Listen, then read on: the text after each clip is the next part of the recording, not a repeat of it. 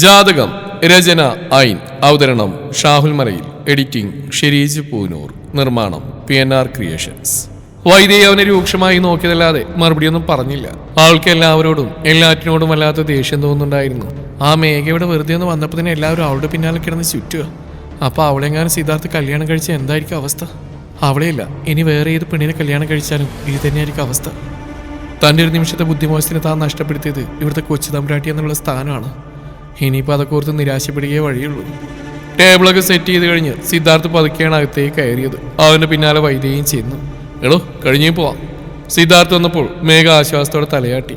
സിധു, ഞാൻ ഈ കുട്ടിയോട് പറയായിരുന്നേ സദ്യയൊക്കെ കഴിച്ചിട്ട് പോയാൽ മതിയില്ലേന്ന്. അതിന് കടയിൽ പോകണമെന്ന് പറഞ്ഞെന്നെ നിൽക്കുക. രേണുക പറഞ്ഞപ്പോൾ സിദ്ധാർത്ഥ് മേഘയെ പുഞ്ചിരിയോടെ നോക്കി. താൻ ആദ്യമായിട്ട് വന്നല്ലേ?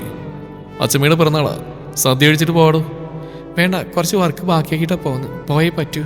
അമ്മയോട് നിർബന്ധിക്കണ്ട, വേഗം കൊണ്ടുവിടാന്ന് പറഞ്ഞ് കൂട്ടിക്കൊണ്ടു വന്നാൽ നമുക്ക് പിന്നൊരു ഈ കുട്ടി വിരുന്നിന് വിളിക്കാം. ആൾക്കവിടെ തീരെ നിൽക്കാൻ പറ്റുന്നില്ല മനസ്സിലാക്കിയ സിദ്ധാർത്ഥ് പറഞ്ഞു. എന്നാ മോള് പോയിട്ട് വാ, പിന്നെ എപ്പോഴെങ്കിലൊക്കെ കാണാം. അമ്മ അവളോട് പെരുമാറുന്ന രീതി കണ്ട് സിദ്ധാർത്ഥിലും അത്ഭുതം തോന്നുന്നുണ്ടായിരുന്നു. അമ്മ അങ്ങനെ പെട്ടെന്നൊന്നും ആരോടും ക്ലോസ് ആവുന്ന ആളല്ല. എന്നോ വാമേക. അവരുടെ സംസാരങ്ങളെ കണ്ടുന്ന വൈദേഹി അവരുടെ അടുത്തേക്ക് വന്നു. അവളെ കൊണ്ടുവിടാൻ നീ എന്തിനാ പോകുന്നത് സിദ്ധു? ഡ്രൈവറെ ഏൽപ്പിക്കേ. തറവാടിൽ തിരക്കായതിനാൽ ഡ്രൈവറുടെ കൂടെ മേഘ വിടാമെന്ന് തന്നെയാണ് സിദ്ധാർത്ഥ ആദ്യം കരുതിയിരുന്നത്. പക്ഷെ വൈദേഹി പറഞ്ഞു കേട്ടപ്പോൾ അവന് വേണ്ടെന്ന് വെച്ചു. ആൾ പറഞ്ഞ പോലും ശ്രദ്ധിക്കാത്ത ഭാഗത്തിൽ അവൻ കാറിന്റെ കീമെടുത്ത് പുറത്തേക്ക് ഇറങ്ങിപ്പോയി. അവന്റെ പിറകെ മേഘയും. ഇറങ്ങുമ്പോൾ മേഘ വൈദേഹിയോടൊന്ന് പുഞ്ചിരിച്ചെങ്കിലും വൈദേഹി അവളെ കണ്ണുരുട്ടി പേടിപ്പിക്കുകയാണ് ചെയ്ത്. രണ്ടുപേരും കൂടി കാറിൽ കയറി പോയെന്ന് കണ്ടപ്പോൾ വൈദേഹി തന്റെ ദേഹമാകെ തരിക്കുന്ന പോലെ തോന്നി. ഇല്ല, സാധിക്കില്ല. സിധുവിന്റെ കൂടെ വേറെ പെണ്ണ് ജീവിക്കുന്ന കാണാൻ തന്നെ കൊണ്ട് ഒരിക്കലും സാധിക്കില്ല. വൈദേഹി നേരെ തന്റെ വീട്ടിലേക്ക് ഓടി. അച്ഛൻ പൂജയിലാണ്. നേരെ ഭൈരവന്റെ അടുത്ത് നിന്നാണ് അവിടെ ഓട്ടം അവസാനിച്ചത്. അവൾ അടുത്തു വന്നതും ഭൈരവൻ കണ്ണുറന്ന് നോക്കി. അവൾ എന്തോ പറയാൻ പോയപ്പോൾ അയാൾ കൈകൾ ഉയർത്തി ഒന്നും പറയണ്ടെന്ന് ആഗ്യം കാണിച്ചു. വൈദേഹി, ഒന്നും പറയണ്ട, എല്ലാം എനിക്കറിയാം. നിന്റെ മനസ്സിലെ ആശങ്കകളെല്ലാം മാറ്റുക. പരീക്ഷണ കാലഘട്ടമാണ്. പക്ഷേ അതിൻ്റെ അവസാനം നിനക്ക് നല്ലത് മാത്രമായിരിക്കും. സിദ്ധാർത്ഥ് നിന്റേത് മാത്രമാവും. ബലിരൂപിയുടെ ഉറപ്പാണിത്. എന്ത് കണ്ടാലും മനസ്സാന്നിധ്യം കൈവിടാതിരിക്കുക. ഭൈരവൻ പറഞ്ഞപ്പോൾ കണ്ണീരോടെ വൈദേഹി പ്രാർത്ഥനയോടെ കണ്ണുകളടച്ച് ധ്യാനത്തിലിരുന്നു. ജീവൻ വന്ന വസന്തസേന്റെ കയ്യിൽ നിന്ന് പൈസ കിട്ടിയില്ലെന്ന് പറഞ്ഞപ്പോൾ തുടങ്ങിയതാണ് സുമതിയുടെ ഉറഞ്ഞതുള്ളൽ. അങ്ങേരെ എന്തോന്ന് മനുഷ്യനാടാ, വാക്കിന് വ്യവസ്ഥയില്ലാത്തവൻ. എത്ര ദിവസമായി ഇന്നേരം നാളത്തേരാന്ന് പറയുന്നു. ഇനിയിപ്പോൾ കല്യാണത്തിന് എന്തോ ചെയ്യാന്നാ? ഇനി എന്തൊക്കെ ചെലവുകളാ മുന്നിൽ കിടക്കുന്നത്? എല്ലാം കേട്ടുകൊണ്ട് ജിനി രാഘവൻ അരികിൽ തന്നെ ഉണ്ടായിരുന്നു. അതുകൊള്ളാം, വല്ലവനെ പൈസ കണ്ടിട്ടാണോ അമ്മ മോന്റെ കല്യാണം നടത്താൻ ഇറങ്ങി പുറപ്പെട്ട്? സുമതിയുടെ സംസാരം കേട്ട് തീരെ സായിട്ടപ്പോൾ ജിനി ചോദിച്ചു. ദേ പെണ്ണെ, വെറുതെ എന്റെ വായിരിക്കുന്ന കേൾക്കണ്ടേ, മിണ്ടാതെ എഴുന്നേറ്റ് പൊക്കോ. സുമതി ചീറിയപ്പോൾ എന്തോ പിറുവിറുത്തി ജിനി അവിടുന്ന് എഴുന്നേറ്റ് പോയി. നീ എന്താണോ ഒന്നും മിണ്ടാണ്ടിരിക്കുന്നേ? കല്യാണ ചെലവുകൾ നടത്താൻ എന്തെങ്കിലും വഴിയുണ്ടോ? വഴിയൊക്കെ ഉണ്ട്. സുമതിയുടെ കഴുത്തിലും കൈകളിലൊക്കെ കിടക്കുന്ന സ്വർണ്ണങ്ങൾ നോക്കിക്കൊണ്ട്. എന്തു വഴി? തൻ്റെ അറിവിൽ പ്രത്യേകിച്ച് വഴിയും തെളിയാത്തതുകൊണ്ട് സുമതി അവനെ കൂർപ്പിച്ച് നോക്കി. ജീവൻ പതുക്കെ സുമതിയുടെ അടുത്തേക്ക് ചെന്നിരുന്നു. ഞാനൊരു കാര്യം പറഞ്ഞ അമ്മ സമ്മതിക്കുമോ? കാര്യങ്ങളൊക്കെ നടക്കാൻ അമ്മ വിചാരിച്ചാൽ മതി. ഞാൻ വിചാരിക്കാനോ? ഞാൻ വിചാരിച്ചിട്ട് എന്തിനാ? തൽക്കാലം നമ്മുടെ വീടിൻ്റെ ആധാരം പണയം വെക്കാം. അത് പണയം വെച്ചൊക്കെ വരുമ്പോഴേക്കും സമയമെടുക്കും. അതൊരു ആവശ്യത്തിന് മറിക്കാൻ അമ്മയുടെ സ്വർണ്ണം കൊടുത്താൽ ആ സേനൻ കാശ് വരുമ്പോൾ ആധാരം സ്വർണ്ണമൊക്കെ എടുക്കാം. എങ്ങനെയുണ്ട് എൻ്റെ ഐഡിയ? ജീവനോത്സാഹത്തോടെ പറഞ്ഞപ്പോൾ സുമതി അവനെ നേരെ മുഖം കൂട്ടി. നല്ല ഐഡിയ, കൊണ്ടുപോയി ഉപ്പിലിട്ട് വെച്ചോ. ഒന്നും നടക്കില്ല ജീവ, 1 ഗ്രാം പോലും എൻ്റെ കയ്യിൽ നിന്ന് ഞാൻ തരില്ല. അല്ലാതെ തന്നെ നിന്റെ കല്യാണം ആകുമ്പോഴേ കറുത്തിൽ 2 വളയൊരു മാറിയെടുക്കണമെന്ന് വിചാരിച്ചതാ. ഇപ്പോൾ ഉള്ളതിൻ്റെയൊക്കെ ഫാഷൻ പോയി. കല്യാണത്തിന് എന്തോരം ആളുകൾ വരുന്ന. ചെറുക്കിൻ്റെ അമ്മ നല്ല ആഭരണങ്ങളൊന്നും ഇട്ട് കണ്ടില്ലെങ്കിൽ മോശമല്ലേ? അപ്പോഴാ അങ്ങനെ കാശ് തരാതിരുന്ന്. അതിനൊരു നീ ഇതും കൂടി ചോദിച്ചാൽ ഞാൻ തരില്ല ജീവ, തരില്ല. തൻ്റെ കൈകളിൽ വളയും മാലയൊക്കെ ഇറുകെ പിടിച്ചുകൊണ്ട് സുമതി ഉറപ്പോടെ പറഞ്ഞു. അത് കൊള്ളാം, ഫാഷൻ പോയതൊക്കെയാണ് അമ്മ ഇട്ടെടുക്കുന്നത്. ഒരു കാര്യം ചെയ്യാം, ഇത് വിറ്റുകളയാം. അപ്പോൾ ആവണിയുടെ അച്ഛൻ പൈസ വരുമ്പോൾ പുതിയ സ്വർണ്ണം എടുക്കാമല്ലോ, പുതിയ ഫാഷനിൽ. അമ്മ പറഞ്ഞ പോലെ നല്ല കനത്തിലുള്ളത്. ജീവന്റെ ആ പറച്ചിലിൽ സുമതി ഒന്ന് വീണുപോയി. ആറ് തന്റെ സ്വർണ്ണങ്ങളിലേക്ക് നോക്കി. കഴുത്തിലെ 2 മാലയും 2 കൈകളിലും കൂടെ 9 വളകളും 4-5 മോതിരങ്ങളും 1 ജോഡി കമ്മലും. അത്ര പഴയതൊന്നും ആയിട്ടില്ല. ജീവൻ പോയതിനു ശേഷം വാങ്ങിയതാണ് അതൊക്കെ. പുതിയത് കിട്ടാൻ വേണ്ടിയിട്ടാണ് ഫാഷൻ പോയെന്നൊക്കെ പറഞ്ഞത്. സുമതി ഒന്നുകൂടെ നന്നായിട്ടൊന്ന് ആലോചിച്ചു. കൊടുക്കുന്നതായിരിക്കും നല്ലത്. കല്യാണത്തിനധികം നാളില്ലല്ലോ. തൽക്കാലം കല്യാണത്തിന് റോഡ് കൊണ്ട് വാങ്ങിയിടാം. പിന്നെ പൈസ കിട്ടുമ്പോൾ ഇപ്പം കൈയുള്ളതിനേക്കാൾ കൂടുതൽ അവനെ കൊണ്ട് വാങ്ങിച്ചെടുക്കാം. ആവശ്യ സമയത്താണ് സ്വർണം കൊടുത്തുകൊണ്ട് ആ വാങ്ങിത്തരാൻ മടിയൊന്നും വിചാരിക്കുകയില്ല. മോൻ ചോദിക്കുമ്പോൾ തരാതിരിക്കുന്നത് എങ്ങനെയാ? തരാം, പക്ഷേ കാശ് കിട്ടിക്കഴിയുമ്പോൾ നീ എൻ്റെ കാര്യം മറന്നു പോകരുത്. തന്റെ കൈകളിലും മാലകളിലും വളകളിലൊക്കെ തലോടി സുമതി വല്ലാത്ത സങ്കടത്തോടെ പറഞ്ഞു. അതിന് പറയാനുണ്ടോ? അവളൊന്നും ഇങ്ങോട്ട് വന്നോട്ടെ. രാജകുമാരിയല്ലേ, പിന്നെ എൻ്റെ അമ്മ രാജകുമാരി.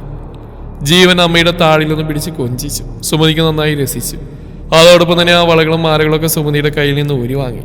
ഒരു മോതിരവും കമ്മലും മാത്രം ബാക്കി വെച്ച് ബാക്കിയെല്ലാം സുമതി ജീവന് കൊടുത്തു. മേഘ തറവാട്ടിൽ വന്നു പോയതിനു ശേഷം രേണുക സിദ്ധാർത്ഥിനോടൊഴിച്ച് ബാക്കിയുള്ളവരോടെല്ലാം മേഘ കാര്യം പറഞ്ഞു. ആർക്കും എതിർപ്പൊന്നും ഉണ്ടായില്ല.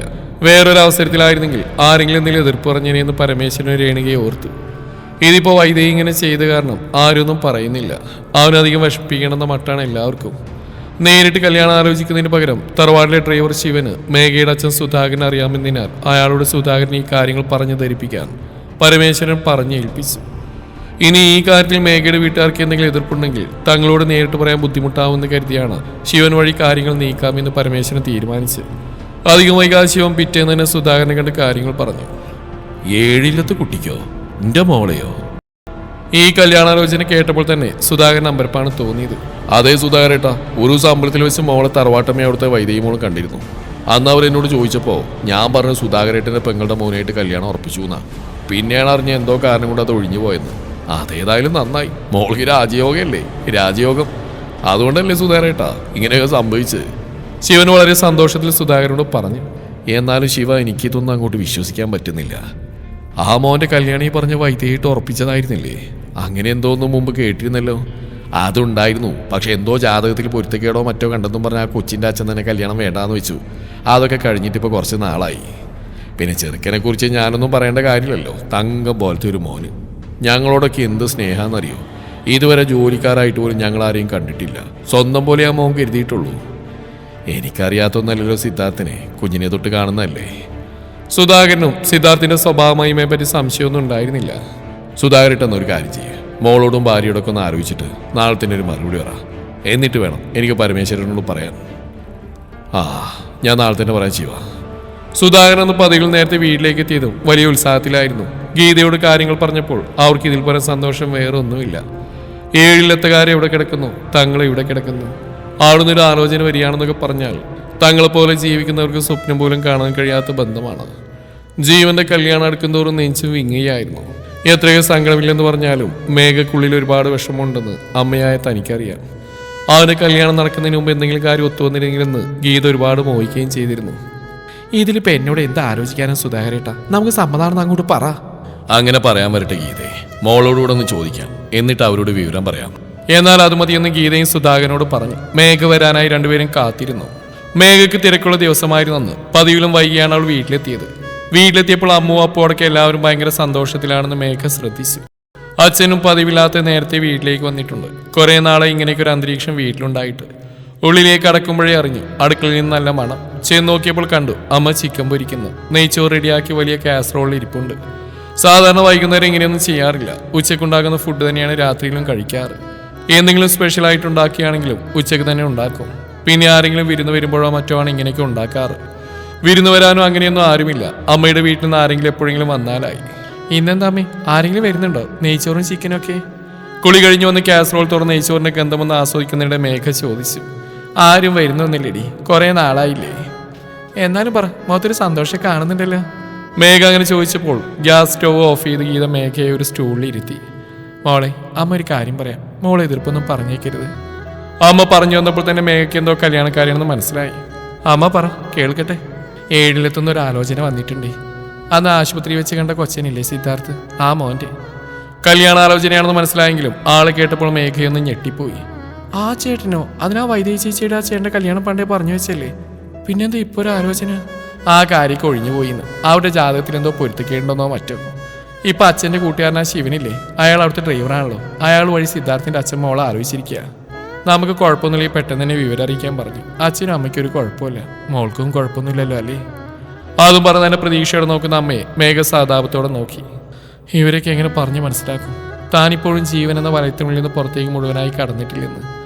ഇപ്പോഴും രക്തം കിനിയുന്നൊരു ഹൃദയം തൻ്റെ ഉള്ളിലുണ്ടെന്ന്, അവിടേക്ക് പെട്ടെന്നൊന്നും ഒരാളെ പ്രതീക്ഷിക്കാൻ കഴിയില്ലെന്ന്.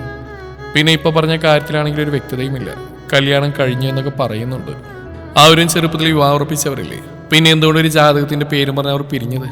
ഇനി അങ്ങനെ പിരിഞ്ഞാൽ തന്നെ രണ്ടാളുടെ ഉള്ളിൽ ഇപ്പോഴും പഴയ സ്നേഹം ബാക്കി കിടപ്പുണ്ടാവില്ലേ? മേഘെ, നീ എന്താടി ഒന്നും മിണ്ടാത്ത്? കാര്യം പറഞ്ഞ് കുറെ നേരമായിട്ട് ഒന്നും മിണ്ടായെന്തോ ആലോചിച്ചിരിക്കുന്ന മേഘയെ അമ്മ തട്ടി വിളിച്ചു. അമ്മേ, ഞാനിപ്പോൾ എന്ത് പറയാനാ? ആരും ഓർത്ത് വിഷമിച്ചിട്ടിരിക്കുന്നല്ല ഞാൻ.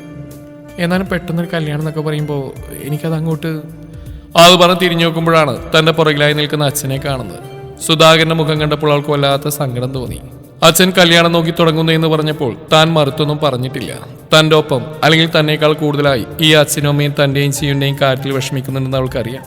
അച്ഛനും അമ്മയും കുറെ സ്വപ്നം കണ്ടതാണ് താനും ജീവേട്ടനും തമ്മിലുള്ള കല്യാണം. അതാണെങ്കിൽ ഇങ്ങനെയുമായി. ഇനിയിപ്പോൾ എന്തായാലും ഇത്രയൊക്കെ ആയില്ലേ, അവരോട് വരാൻ പറഞ്ഞു. ഇനിയിപ്പോൾ ഞാനായിട്ട് തടസ്സം നിൽക്കുന്നില്ല. ഉള്ളിൽ നോവുന്നുണ്ടെങ്കിലും അച്ഛനും അമ്മയും സങ്കടപ്പെടാതിരിക്കാൻ വേണ്ടി മേഘ അങ്ങനെ പറഞ്ഞു. രണ്ടാളുടെയും മുഖം അത് കേട്ടപ്പോൾ പൂനിലാവ് പോലെ വിടരുകയും ചെയ്തു. പിറ്റേന്ന് തന്നെ സുധാകരൻ ശിവനോട് തങ്ങൾക്ക് കല്യാണക്കാര്യത്തിൽ സമ്മതക്കുറവൊന്നുമില്ലെന്ന് പരമേശ്വരനോട് അറിയിച്ചോളാൻ പറഞ്ഞു.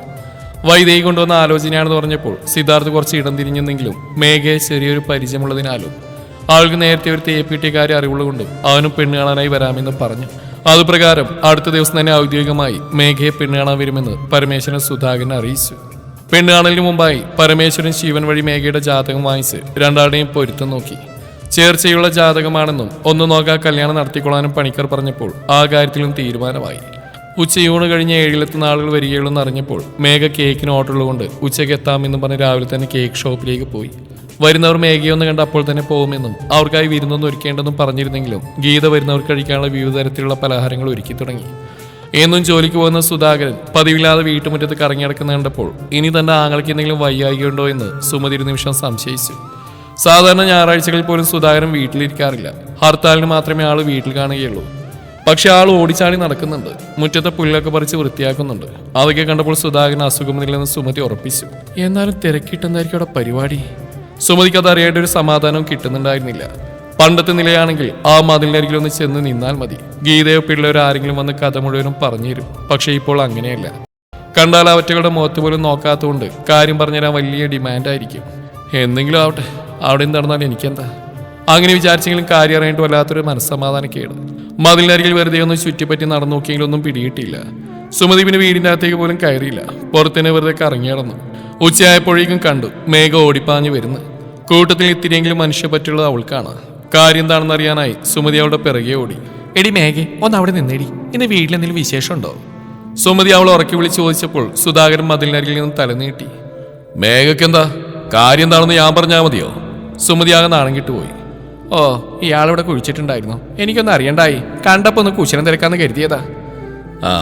നിന്റെ കുശലം തിരക്കലൊക്കെ ഇനി നിർത്തിക്കോ. തിരക്കിയെടുത്തോളം മതി. ഒന്ന് തിരക്കി എന്റെ ക്ഷീണതുവരെ മാറിയിട്ടില്ല. സുധാകരൻ ക്രുദ്ധനായി പറഞ്ഞപ്പോൾ സുമതി ഒന്നും മിണ്ടാതെ വേഗാകത്തേക്ക് കയറി. എന്നിട്ട് ജീവന്റെ മുറിയിൽ കയറി ജനൽപ്പാളി ഇത്തിരി തുറന്നിട്ടു. മുഴുവനായും കണ്ടില്ലെങ്കിൽ കുറച്ചൊക്കെ അവിടെ നടക്കുന്ന കാണാം. സുമതിയുടെ കാത്തിരിപ്പിന് ഫലമുണ്ടായി. ഉച്ച കഴിഞ്ഞപ്പോൾ 2 കാറുകൾ സുധാകരന്റെ വീടിനുമ്പിലായി വന്നു നിന്നു. മുഴുവൻ കാഴ്ചകളും വ്യക്തമാവാത്ത കാരണം ഇറങ്ങുന്നവരെ അത്രയ്ക്ക് അങ്ങോട്ട് സുമതിക്ക് മനസ്സിലായില്ല. എന്നാലും അവൾ അയൽവീട്ടിലേക്ക് കണ്ണുകൾ കൂർപ്പിച്ച് നോക്കി നിന്നു.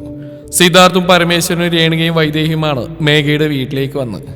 കല്യാണം കഴിക്കാൻ സിദ്ധാർത്ഥ് കാണിക്കുന്ന ഉത്സാഹം കണ്ട് സിദ്ധാർത്ഥിനോട് നേരത്തെ പരിഭവം വൈദേഹിക്ക് തോന്നിയതിനാൽ അവൾ ആദ്യം വരുന്നില്ലെന്ന് വെച്ചതാണ്. പിന്നെ ഭൈരവൻ നിർബന്ധിച്ചു വിട്ടതാണ് അവളെ. ഇത് വൈദേഹി ചൂണ്ടിക്കാണിച്ചു കൊടുത്ത ബന്ധമാണ്. ആ ഒരു അധികാരം എല്ലാ കാര്യത്തിലും കാണിക്കണം, എന്നാലേ പെട്ടെന്ന് ലക്ഷ്യത്തിലേക്ക് എത്താൻ കഴിയുകയുള്ളൂ. എന്നാൽ അവൾക്ക് സിദ്ധാർത്ഥിനോട് ചെറിയ പിണക്കം തോന്നിയതിനാൽ അവന്റെ കാറിൽ അവൾ കയറാൻ കൂട്ടാക്കിയില്ല. അവൾ അവളുടെ കാറിൽ സിദ്ധാർത്ഥിന്റെ കാറിന്റെ പിറകിലായി തനിച്ചാണ് വന്നത്. എന്താണെന്നറിയില്ല, അവൾക്ക് മേഘയെ കാണുമ്പോൾ തന്നെ ഒരു നെഗറ്റീവ് ഫീലിംഗ് ആണ് ഇപ്പോൾ വരുന്നത്. ഉള്ളിലിരുന്ന് ആരോ പറയുന്ന പോലെ സിദ്ധാർത്ഥിന് തനിക്കിനി കിട്ടിയില്ലെന്ന്. അച്ഛനോട് തന്നെ ആശങ്ക പങ്കുവെക്കുമ്പോൾ അച്ഛൻ പറയുന്നെല്ലാം നിന്റെ തോന്നലാണെന്നാണ്. എന്തെങ്കിലും ആവട്ടെ, തന്റെ ഭാഗ്യമോ നിർഭാഗ്യമോ കാര്യങ്ങൾ ഇപ്പോൾ ഇവിടം വരെ എത്തി നിൽക്കുന്നുണ്ട്. ഇനി എങ്ങനെയെങ്കിലും രണ്ടെണ്ണത്തിനെയും കല്യാണം കഴിപ്പിച്ച് അവളെയും ബലി കൊടുത്തിട്ട് വേണം സിദ്ധുവിനെ എന്തെങ്കിലുമൊക്കെ പറഞ്ഞ് മയക്കി കല്യാണം കഴിച്ച് തന്റെ ഭർത്താവാക്കി ഇനിയുള്ള കാലം സുഖമായി ജീവിക്കാൻ. മോളെന്താ ആലോചിക്കുന്നത്? ആദ്യത്തേക്ക് കയറുന്നില്ലേ? ഗീതയുടെ വിളിയായിട്ടാണ് വൈദേഹി ചിന്തയിൽ നിന്നുണ്ടെന്ന്. അവൾ നോക്കിയപ്പോൾ കൂടാവുന്നവരിൽ അകത്ത് കയറി ഇരിപ്പായിട്ടുണ്ട്. ഒന്നും അടിച്ചാണെങ്കിലും വൈദേഹിയും അകത്തേക്ക് കയറി. അച്ഛന്മാർ തമ്മിൽ എന്തൊക്കെയോ സംസാരിക്കുന്നുണ്ട്. അവൾ ഒന്നിനും ചെവി കൊടുക്കാൻ പോയില്ല. വൈദേഹി സിദ്ധാർത്ഥിനെ നോക്കി. അവന്റെ മുഖം നല്ല പ്രസന്നമാണ്. അപ്പൊ ഇവന് ഞാൻ ഇത്രയും ഉണ്ടായിരുന്നുള്ളൂ. വൈദേഹിക്ക് വല്ലാത്ത നഷ്ടബോധം തോന്നി. അപ്പോഴേക്കും മേഘ എല്ലാവർക്കുള്ള ചായയുമായി വന്നു. നേരത്തെ പച്ചക്കറിയുള്ളൊരു സെറ്റ് സാരിയാണ് അവിടെ വേഷം. കുറച്ച് പൂവും മുടിയിൽ ചുറ്റി വെച്ചിട്ടുണ്ട്. അവളുടെ ദേഹത്തേക്ക് വൈദേഹി സൂക്ഷിച്ചു നോക്കി. അത്രയും വലിയ സന്തോഷം അവളുടെ മുഖത്ത് കാണാനില്ല. വൈദേഹി കുറച്ച് ആശ്വാസം തോന്നി. തെളിച്ചം പാടില്ല. ആർക്കാൻ വെച്ച മൃഗമാണ് ആ മൃഗം. ഒരു കാരണവശാലും സന്തോഷം അനുഭവിക്കാൻ പാടില്ല. ചായയുമായി മേഘ അടുത്തേക്ക് വന്നപ്പോൾ അവളെ തറപ്പിച്ചു വാങ്ങാൻ വൈദേഹി മറന്നില്ല. ആ നോട്ടം കണ്ടതോടെ മേഘ ആകെ വിളറുകയും ചെയ്തു. മേഘ എല്ലാവർക്കും ചായ കൊടുത്തു. തൻ്റെ അടുത്തേക്ക് ചായയും കൊണ്ട് മേഘ വന്നപ്പോൾ രേണുക തൻ്റെ അടുത്തവളെ പിടിച്ചിരുത്തുകയും ചെയ്തു. സിധു, നിനക്ക് കുട്ടിയോട് എന്തെങ്കിലും സംസാരിക്കാനുണ്ടോ? പരമേശ്വരന്റെ ചോദ്യം കേട്ടപ്പോൾ മേഘ പകച്ച മിഴികളോട് സിദ്ധാർത്ഥിനെ നോക്കി. രണ്ടാളുടെയും നോട്ടം ഒരു നിമിഷം കുരുത്തപ്പോൾ തനിക്ക് സംസാരിക്കാനൊന്നുമില്ലെന്ന് അവൻ അച്ഛനോട് പറഞ്ഞു. പരസ്പരം അന്വേഷിക്കാനൊന്നും ഇനിയില്ല, മുന്നോട്ടുള്ള കാര്യങ്ങൾ അറിയിക്കാമെന്ന് പറഞ്ഞ് വന്നവർ പോവാനിറങ്ങി. ഇറങ്ങാൻ നേരെ രേണുക തൻ്റെ അടുത്തേക്ക് മേഘയെ വിളിച്ചു. ഒരു പുൻസിരിയോടെ മേഘ അവരുടെ അടുത്തേക്ക് ചെന്നപ്പോൾ കയ്യിലുണ്ടായിരുന്ന ചെറിയ പേഴ്സിൽ നിന്ന് രേണുക ഒരു ചെപ്പ് തുറന്നു. ചെപ്പിൽ നിന്നും നല്ല കട്ടിയുള്ള 2 അഷ്ടലക്ഷ്മി വളകൾ അവർ പുറത്തേക്ക് എടുത്തു. ഇതെന്റെ മോൾക്ക് അമ്മയുടെ ഒരു ചെറിയ സഹായം. അതും പറഞ്ഞവർ ആ വളകൾ മേഘയുടെ കൈകൾ അണിയിച്ചു കൊടുത്തപ്പോൾ ഒന്നും പറയാൻ പറ്റാതെ അവൾ അച്ഛനെയും അമ്മയെയും നോക്കി. ആ ഒരു സന്തോഷം കൊണ്ട് നിറഞ്ഞു തുളുമ്പി അങ്ങനെ നിൽക്കുകയാണ്. തുടരും ഈ കഥയുടെ ബാക്കി ഭാഗം നാളെ ഇതേ സമയം.